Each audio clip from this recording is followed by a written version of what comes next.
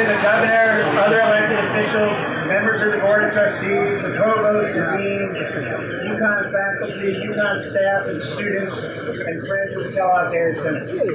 I'm Steve Zinn. And my most exciting day is in this time. The head of the Department of Animal Science and your host for today's ceremony. We're looking out at my favorite view, and many people's favorite view of the UConn campus. A view that highlights the old, the new, and the most advanced technology in agricultural research and practice. To my right and over your left shoulder, the Jacobson Barn, one of the oldest buildings on campus and the gateway to the College of Agriculture, Health, and Natural Resources. Behind you is the poultry unit, and if you go down 195 and the grazing cattle, we go to the yellow barn where we milk cows until 1991. Straight down the hill, we see the Ag Biotech and the Advanced Technology Laboratories, which house scientists doing cutting-edge research in agriculture, health, and the environment, and the extension experts that bring this research to practice.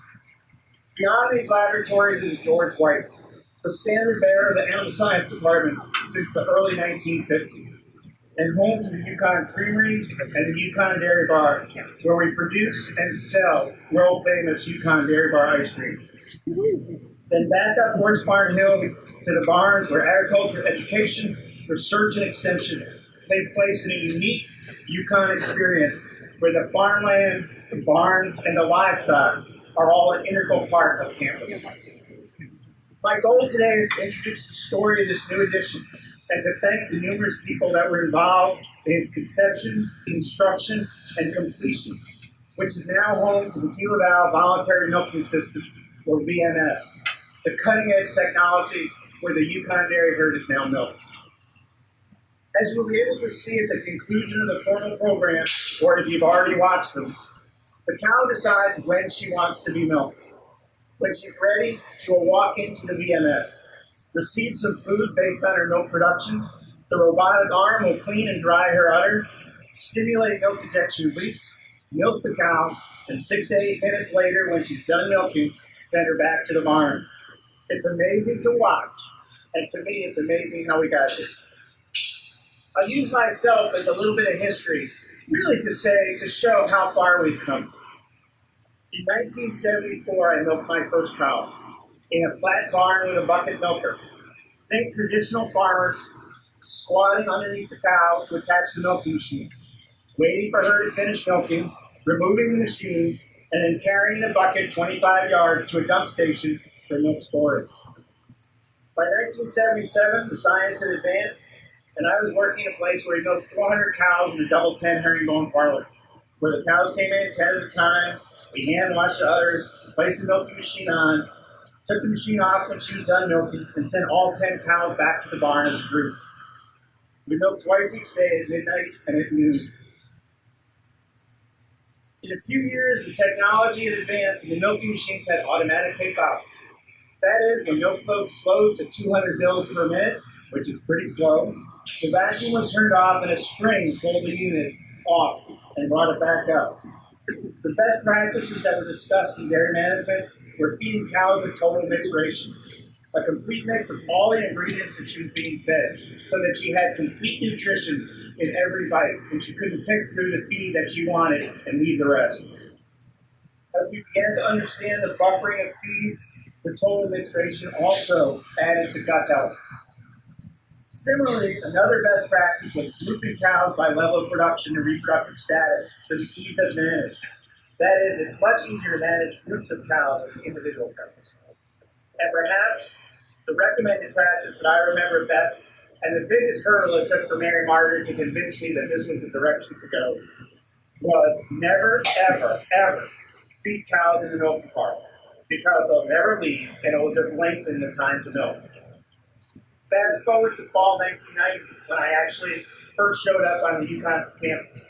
I remember it clearly because my first day at work, they started moving dirt to build the KDC. At that time, we were still milking in the yellow barn, and individually cows were milked into buckets. We moved cows into the KDC in 1991, and we've been milking cows here ever since. That is until May of 2018, when we started milking cows in the VMS. Clearly, the sciences advanced in animal nutrition, dairy management, and agriculture engineering, and UConn has adopted the new scientific discoveries and practices over the years. But I really want to take a step back 3 years, and almost 3 years to the day. It was in October. I picked up the phone in my office to hear the scariest words I ever hear as a department head of animal science. It was our dairy bond manager, Mary Margaret Cole, asking, "Do you have a minute?" And usually meaning something terrible has or is about to happen. Mary Margaret wanted to discuss a staffing issue. And at the end of the conversation, a quick aside said, "We should move to robotic milking." And for those of you doing the math, and really the biggest chuckle that I still get out of this, so I was in college in the 70s, so I grew up with 1960s TV. So for any of you that are under 40, this won't make any sense at all. All I could picture was the robot from Lost in Space, just going back and forth in the milking parlor, putting these milking machines on. I laughed. I still laugh at that picture in my mind, and now that Lost in Space was back on TV, it's even funnier. But as any administrator would do, I told Mary Margaret I would look into it and consider the possibilities. That is, delay, delay, delay.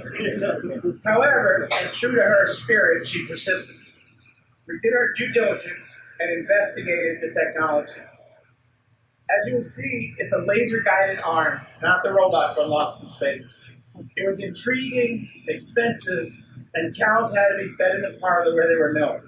A no-no ingrained in my head from dairy science management back in the 70s.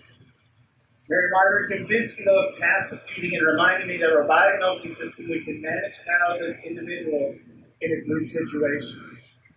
Importantly, milking technology had progressed since we had moved into this barn in the 1990s, and it was time to move forward.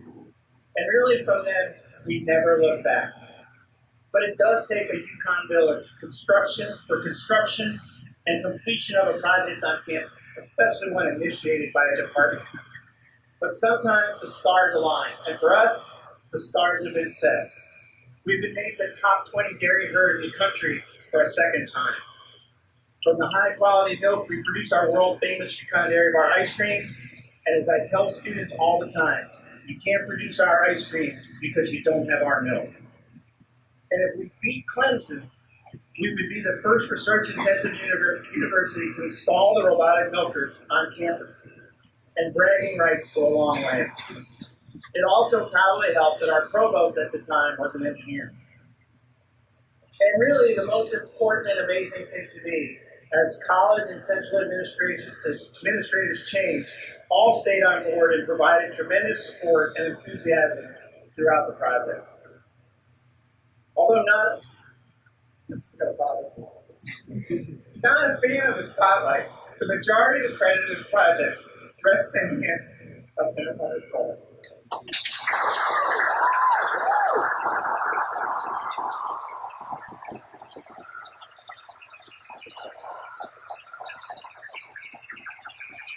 Mary Margaret started the conversation, oversaw much of the construction, kept the KDC running around the construction, and with her crew transitioned the cows from a traditional milking system to the voluntary milking system.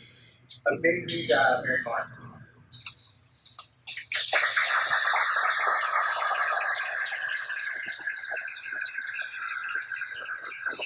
We need to thank the deans of the College of Agriculture, Health, and Natural Resources, Greg Wiedemann and Cameron Faustman, for allowing us to go forward and providing the seed money to initiate the work.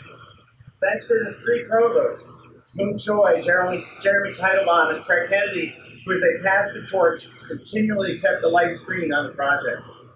In addition, we thank all the staff in the Provost's office who've really been very excited about this project from the beginning, especially Amy Donahue, who was Vice Provost of Operations, who continually told me that this was a cool project and that she was behind it all the way, and often took time to go over details with us, explaining university practices and construction projects. And Matt Hancock, the Assistant Vice Provost for Finance.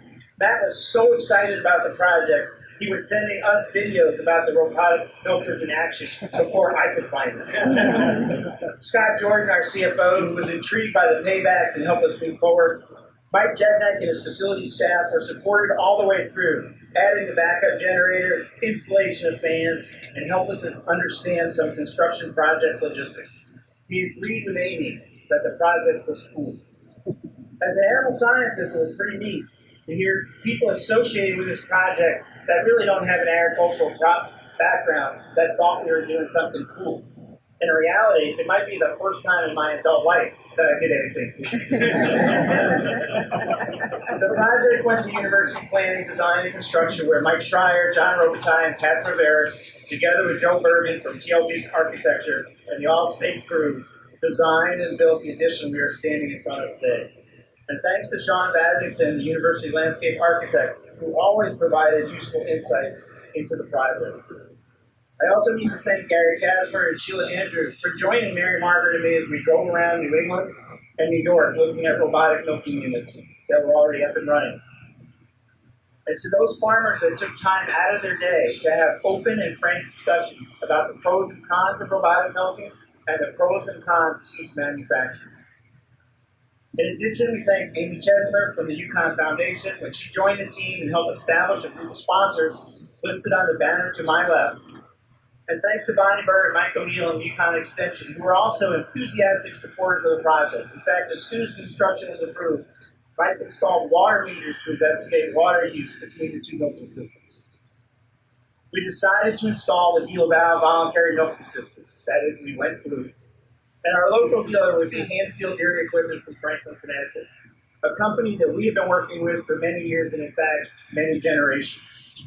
Richard and Deb Hanfield and their team, Don Tarrick, Corey Pisachik, Chris Duffy, and Jared Riley, together with the DeLaval, have installed the VMS and provided support and training to our staff to use the system to its fullest capacity. And thanks to the crew at the KDC that have helped with the transition to the new system. A great job. Thanks to UConn Communications, especially Elena Hancock, Elizabeth Karen, and Kristen Cole, who spread the word about the installation of the robotic milking system with an excellent article and a wonderful video. I still watch the video on a regular basis. It didn't hurt that many of the greater Connecticut community love our ice cream and understood that the UConn Dairy Bar ice cream comes from UConn Dairy Powder. On a more personal note, I need to thank my office staff and my family for putting up with the highs and lows of the construction project and installation of the DeLaval VMS. We are indebted to the UConn Village that it took to get here today. It took Mary Margaret Cole's initiative to begin the conversation on something so innovative, and the entire UConn community thought it was cool and welcomed it to Horse Wonderful. I am thankful to be a part of this project from its inception to its completion. Thank you.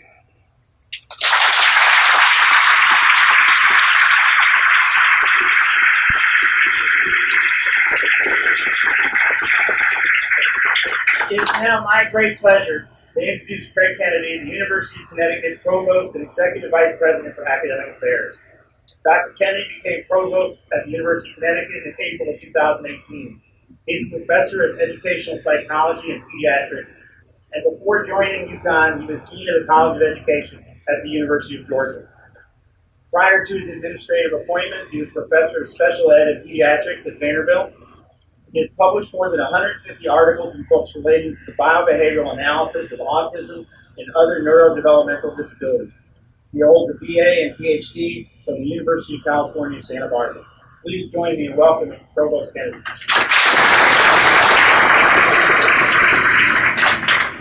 Thank you, Steve. That was a great overview of the history of this facility. I wanted, from my proboscideal perspective, just reinforce the fact that this is very, very cool. I told my nieces and nephews back in California, their response was, wait.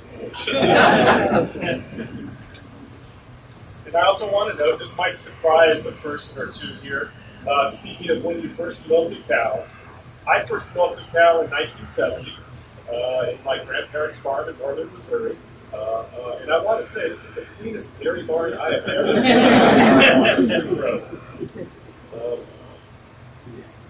I want to thank everyone for coming here today. Mary Margaret, and a whole team of people who have worked very diligently to bring this together. It's a very impressive undertaking. The outcome is impressive, and I'm an academic, so I have to put things in academic terms. But I think this is the top of self-determination for bovines. It doesn't get any better than and when she wants to stop. So I want to thank Steve and everyone else at Cantor for all the work they've done on this. It's a great and exciting moment for the University of Connecticut for agriculture here. You could say that it sometimes takes a village to raise a child, but clearly it also takes a village to construct a robotic building. So it is now my great pleasure to introduce our governor. In addition to being a great friend to Connecticut's agriculture industry, the governor has been an ardent supporter of the University of Connecticut. From Next Gen to Bioscience Connecticut, UConn's return to our capital city to the day-to-day excellence our students now expect.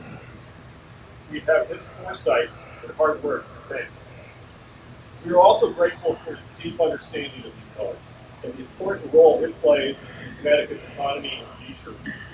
He knows how critical our graduates are to the state's industries and how the new business ventures created in our research discoveries are a key to a more robust future for the state of Connecticut. Thank you so much, Governor. We'd be honored to have you say a few words.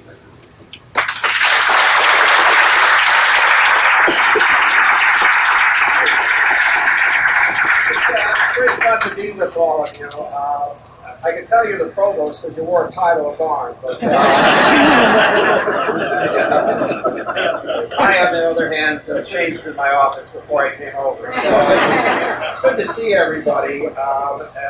This is a fun event, but quite frankly, most of our events at UConn over the last 8 years have been fun and important. I appreciate your comments, Provost. Quite clearly, my administration has seen one of the keys to sustained economic growth in Connecticut is better use of our university systems and our relationship with our private universities as well.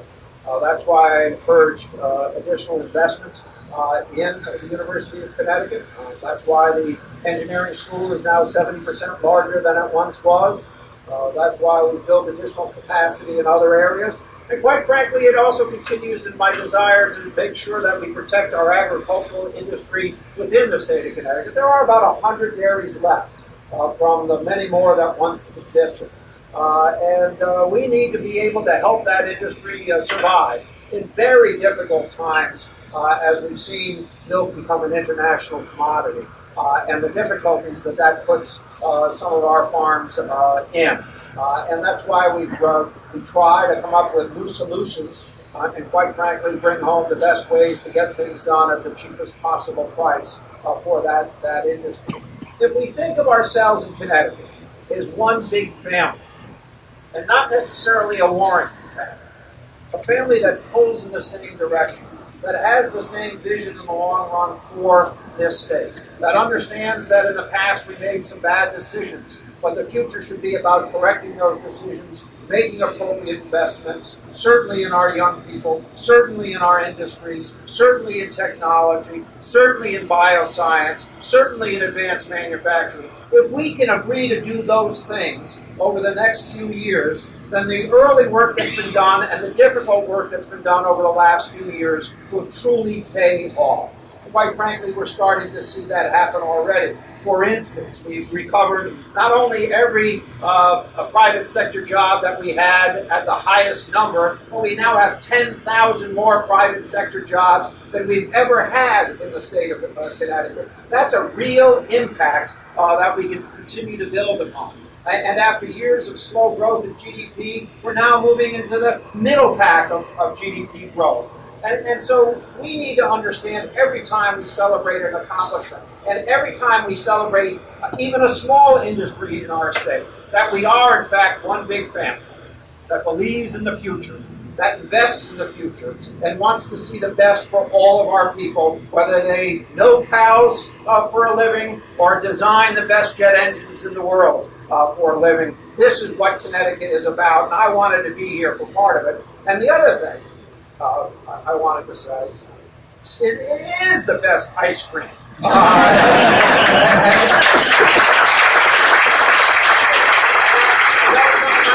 Some farmer's cow will object, but I'm the governor and you're not. So listen, have a great day, and thanks for doing this. And what an accomplishment.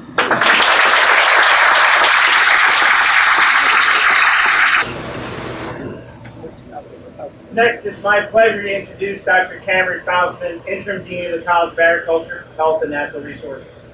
Dr. Faustman was appointed Interim Dean of the College of Ag, Health, and Natural Resources in 2017. He oversees an academic enterprise and serves more than 2,000 students and 320 graduate students across 9 departments, plus the Storrs Agricultural Experiment Station and UConn Extension, in support of UConn's land grant mission of teaching, research, and engagement.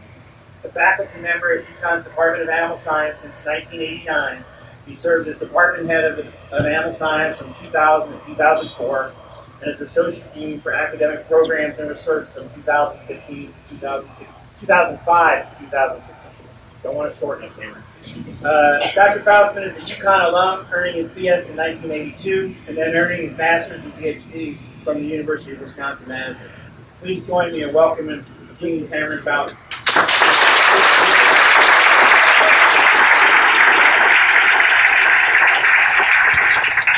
Well, it's a pleasure for me to be able to speak to you today in my role as interim dean. And as a dean, I know that it's really important for me to keep my remarks short. But I'm also a professor of 29 plus years, and so I always take an opportunity to do a little bit of teaching, which I'm going to do. But I will keep my comments short. Before I begin formally, though, Governor Roy, I want to just say thank you very much for coming here today, but also for your staunch support of the dairy industry, which during these times of record low prices has needed some real leadership in Hartford, and we're grateful to you for that. So, welcome to Connecticut's Land Grant University. And the term land grant has a real meaning. It has its origins in legislation that was signed, called the Morrill Act, and that legislation was signed by President Abraham Lincoln. And basically, land grants were established for a couple of reasons. One was to be sure that the average citizen, the citizen who wasn't necessarily in the elite class, could gain a college education. And secondarily, it was to ensure that those folks could get access to additional areas of study that included military tactics, agriculture, and engineering as well. And the land grant system, land grant university, is really about access. You hear a lot about access today, and that's terrific, but that's what we've always been about, and we continue to be about. We are really, the land grant university is, I would say, the envy of the world relative to a higher education construct, and does more to couple research with its implementation in the field and its practical use than any other higher education entity. And so, in fact, our presence here today speaks very much to what a land grant is about, and that is coupling technology and getting that information out to users and to students to benefit society overall. Now, one of the benefits of being in agriculture and forestry is that we have a rich history, and we like to tout that history. People like to notice it a lot, and the way we do it is we put up lots of black and white photographs of how things were done 50 or more years ago. And that's terrific, but a lot of times we sell ourselves short, and others sell us short in agriculture, failing to recognize just how innovative and cutting edge you need to be competitive in the world of producing food, fiber, wood, etc. for use by folks. And so it's both a benefit to have that rich history, but it's also a curse. And so we need to remain cognizant of that and do everything we can to remember our roots, but also to showcase new technologies like we're doing here today. And so that's a reason why I'm really grateful that we're able to do this. Now, this facility you heard referred to as KDC. Stands for Kellogg Dairy Center. And Kellogg comes from the name of Francis Osborne Kellogg, who was from Derby, Connecticut, and was a very, very accomplished businesswoman and a very accomplished farmer. and he passed away in 1956. Now, before I tell you anything more about Mrs. Osborne, Mrs. Kellogg, I should say, I want to give you a couple of comparisons. I did some research, right? I always get my students the current research, right? So, in 1955, right, a year before Mrs. Kellogg passed away, the number of credits for an undergraduate degree at the University of Connecticut that you needed in agriculture was 124. And so since that time, clearly, the amount of information has decreased because we only require 120 credits. But the number of majors in what we will call animal science, the broad area of animal science, was about 50 in 1955, and it's 316 today. The gender ratio of students in 1955, it was 95% male, 5% female in the animal science area. And today, it's 89% female and 11% male. Quite a change. The average production per cow in 1955 was 7,000 pounds. How many of you buy your milk according to pounds? 7,000 pounds is 814 gallons. All right. Today, at this unit, we produce 28,700 pounds per cow, or 3,337 gallons. Our average here is 28,700. The U.S. average is 23,000 per cow, so we're well ahead of the average. And the average herd size in the United States today is about 228 cows per herd, and it was about 10 to 15, depending on which data you look at, for 1955. So Mrs. Kellogg was in that area of 1955 when she passed away, but she was widowed in 1929 and had been a very successful businesswoman, president of several companies, and she and her husband had started 2 dairy farms, and these 2 dairy farms were really well known, not just in Connecticut, but nationally and internationally for their genetics. And they made great strides in the area of dairy cattle genetics. And upon her death, she left money to the state of Connecticut and the University of Connecticut. So the state of Connecticut was to establish Osborne Vale State Park and the Kellogg Environmental Center that's located there. And for the University of Connecticut, it was for funds to support animal science, dairy science education here.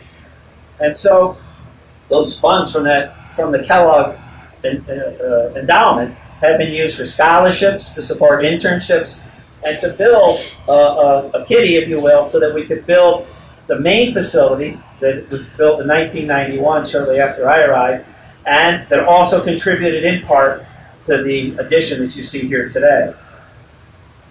To say that Mrs. Kellogg and UConn swapped the bull is to be very accurate. In fact, they exchanged bulls between Derby, Connecticut and Storrs, Connecticut. And Bonnie Burr, our department head of extension, who knows everything dairy, told me that a very famous bull, Ivanhoe, came from the genetics of the Kellogg farm. Ivanhoe essentially has been called the father of the Holstein breed. But thanks, and probably real thanks to AI, artificial insemination, he fathered or grandfathered 8.8 million calves.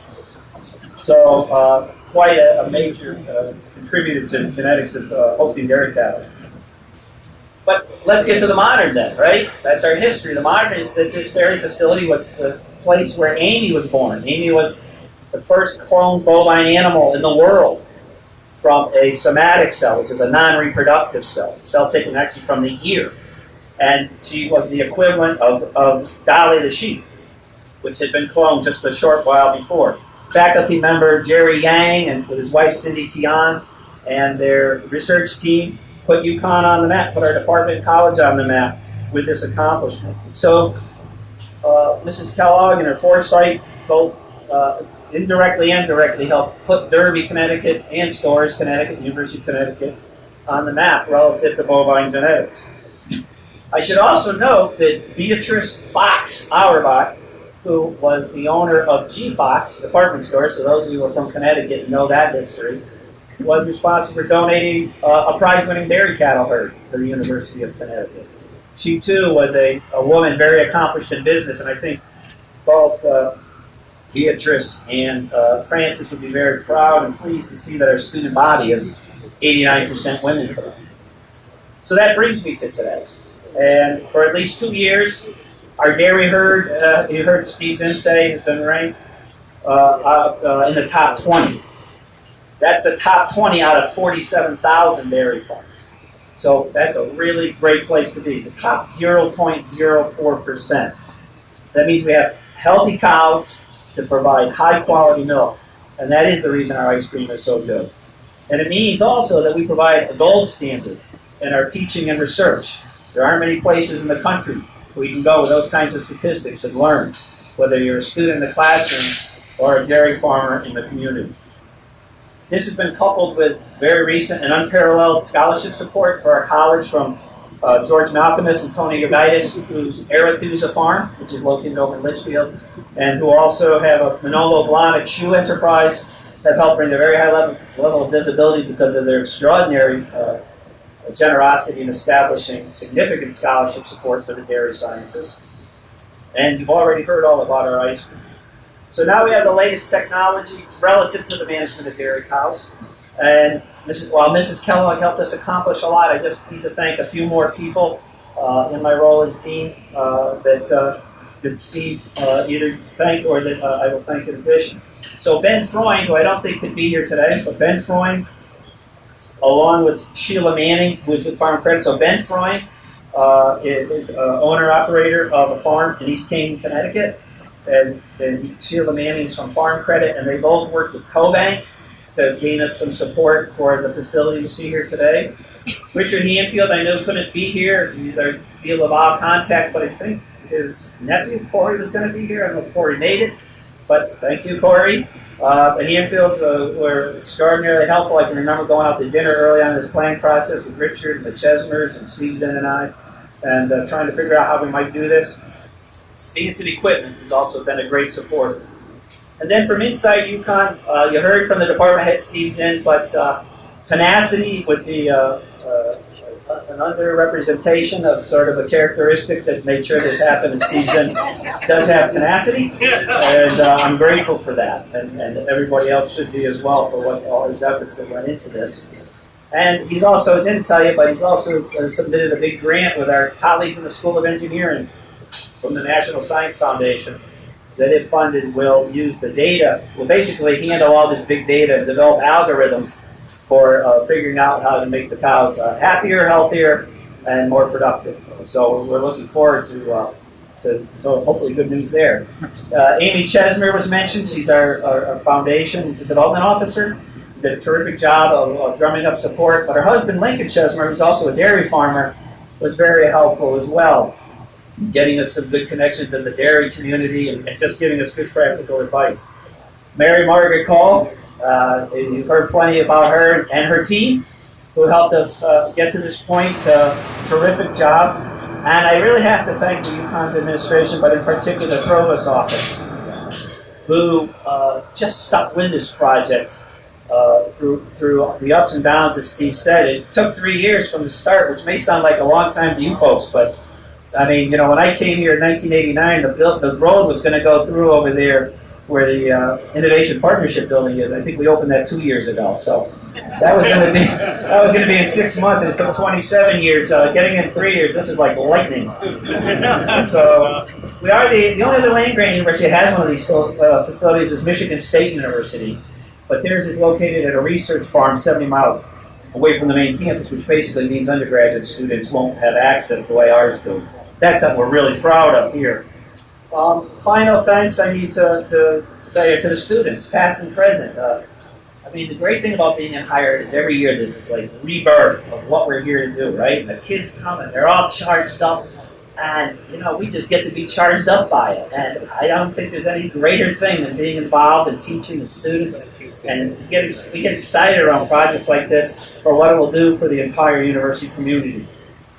So, in ending my comments, I want to introduce our next speaker real quickly, but I do need to acknowledge that some of our other supporters, very important supporters for this university, and especially for our college and the agricultural community, are here. They are representatives of some of our senators and Congress people's offices, and so I just will call their names quickly, but Emily Boucher is here from Senator Murphy's office, Ellen Graham from Senator Blumenthal's office, and Brianna DeVivo from Congressman Courtney's office. Thank you for coming. We really appreciate all the support.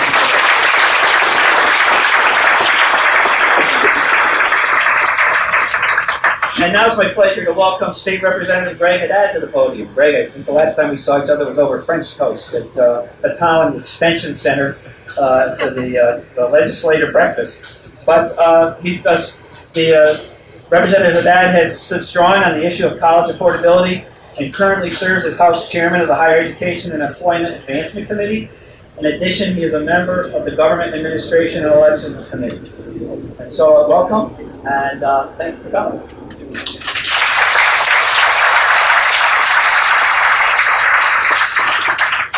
Well, I wanted to thank folks for inviting me here today. I'm only about 2 miles from my house, but anytime I get a chance to do something this close to the dairy barn, I say yes. I love to go get Yukon ice cream with my daughter, who's just 5 years old.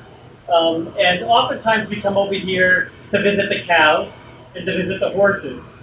And what I'm really proud of today is knowing that I can come here and bring here and show her not just those animals, but also true innovation in a field that is so important to our lives.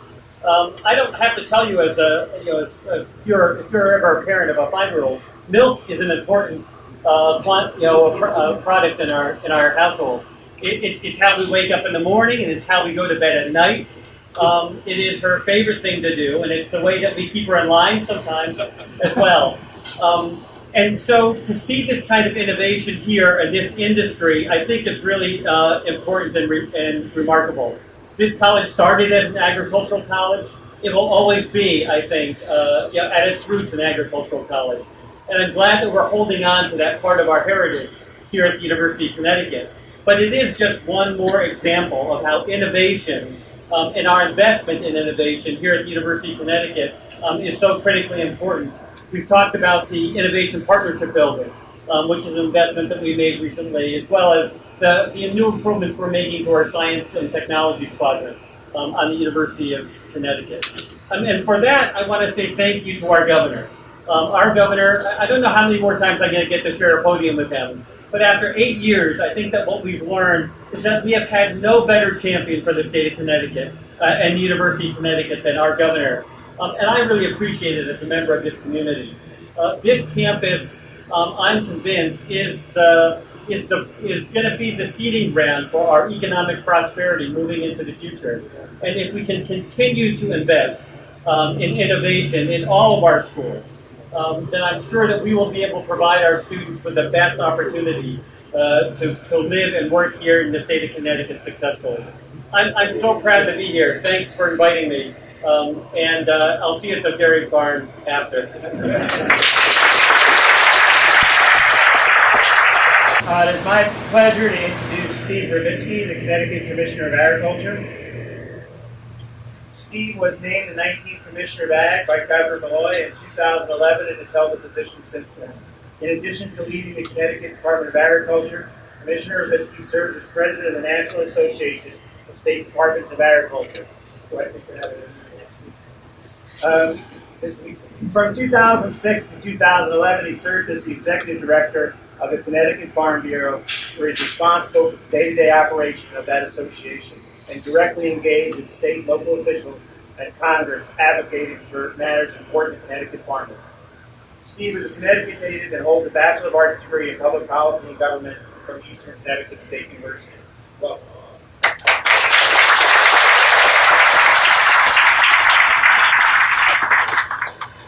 So in addition to being Commissioner of Agriculture, I also serve on the Board of Trustees of the University. It is a great pleasure to be here. We're going to be cutting a ribbon on this side of 195 at the college.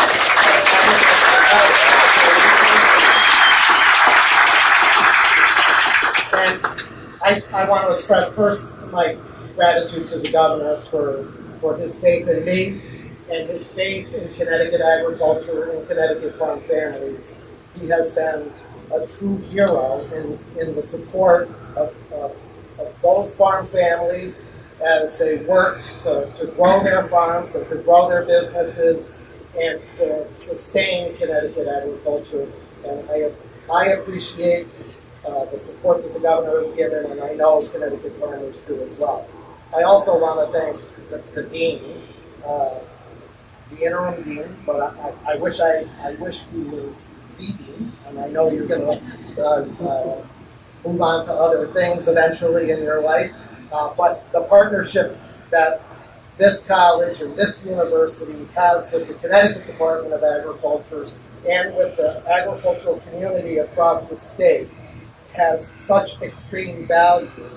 And from the bottom of my heart, I thank you for your leadership and all you and the people here at the university and the college do for Connecticut Friend Families.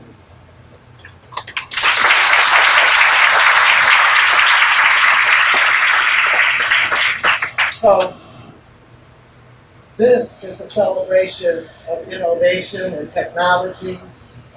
It's taking this farm operation here on campus to new heights, to a new level.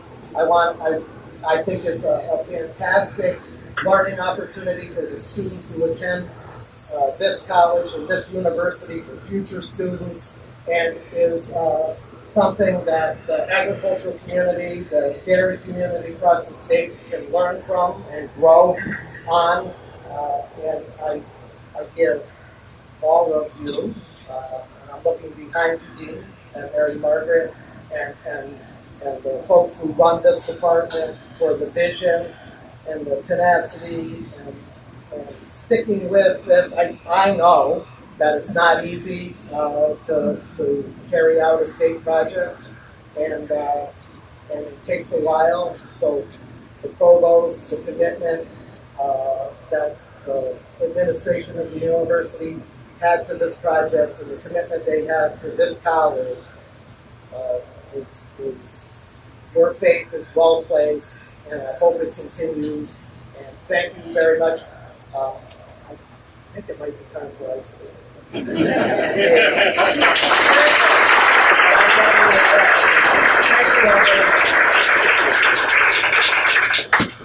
Say a couple of last details. These events require a group of dedicated people to make this happen. I was not one of them. But we need to thank Kara Workman and her crew as Director of University Events and Conference Services, Gail Garber in Government Relations, the staff of Animal Science, facilities who took care of some of the very last minute details, and Bill Soturo, Ben Honer, and the crew at the Yukon Dairy, the Yukon Creamery, for developing VMS, the new flavor specifically for this event. Don't worry, Government Illinois, we have strawberry for you. Special thanks to the Governor, the Commissioner, Representative Haddad, Provost Kennedy, and Dean Fausner for joining us today at the opening of this robotic milking facility. I'd like to invite the speakers and Mary Margaret for our opening ceremony of the voluntary milking system at the Kellogg Dairy Center.